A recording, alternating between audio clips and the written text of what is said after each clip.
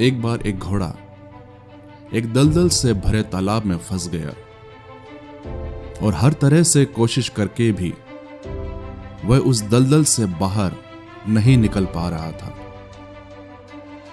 उसने बाहर निकलने की सारी आशा खो दी थी और अब वह अपनी हिम्मत भी हार चुका था। लेकिन कुछ समय के बाद वहां से कुछ गांव वाले गुजर रहे थे तो उन्होंने उस घोड़े को वहां फंसा हुआ पाया। जब उन्होंने उस स्थान की पड़ताल की तो उन्होंने पाया कि वहां की मिट्टी उस घोड़े को बाहर निकलने नहीं दे रही थी। वह घोड़ा जितना अधिक बाहर निकलने की कोशिश करता वह उतना ही उसमें धंसता जाता और अब तो वह घोड़ा बुरी तरह से थक भी चुका था। वे समझ गए कि अब यह घोड़ा अपनी शारीरिक शक्ति से नहीं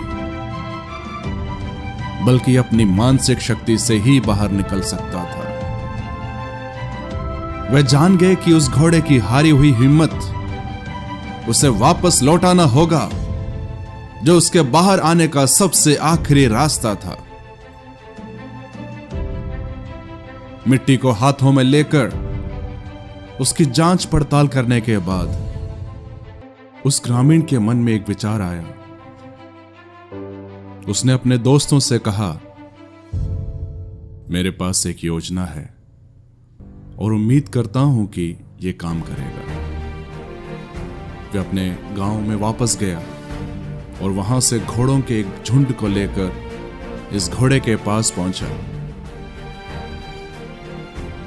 और उस दलदल के तालाब के चारों तरफ उन घोड़ों को लेकर चक्कर लगवाने लगा। वह ऐसा इसलिए कर रहा था कि किसी तरह से उस फंसे हुए घोड़े को मानसिक रूप से उस दलदल से बाहर आने के लिए प्रेरित करे।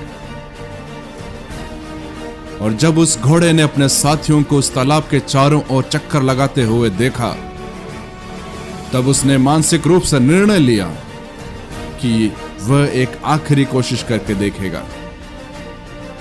फिर वह अपनी बची हुई पूरी ताकत को बटोर कर उठ खड़ा हुआ।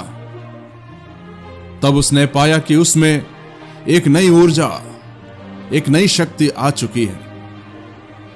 उसने अपनी पूरी ताकत से बाहर निकलने के लिए अपने शरीर को एक तगड़ा झटका दिया और धीरे धीरे वह घोड़ा उस दलदल की गिरफ्त से बाहर निकल आया। यह कहानी हमें सिखाती है कि जब हम जिंदगी में सारी उम्मीदें खो देते हैं, अपनी परिस्थितियों में बुरी तरह फंस जाते हैं, बाहर निकलने की कोई आशा नहीं होती, तब भी सकारात्मक बने रहें, अपने मन की शक्ति को मजबूत बनाएं, हिम्मत ना हारें, एक ना एक दिन रास्ता जरूर निकलेगा। साथ ही साथ जब आप किसी ऐसे व्यक्ति को देखें जिसे मदद की जरूरत है, जो निराशा और नकारात्मकता के दलदल में फंसा हुआ है,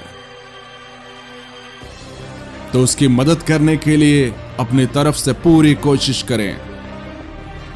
आपके विचार, आपकी मदद, आपका बढ़ाया हुआ एक हाथ किसी की जान बचा सकता है, किसी में उम्मीद की नई किरण जगा सकता है।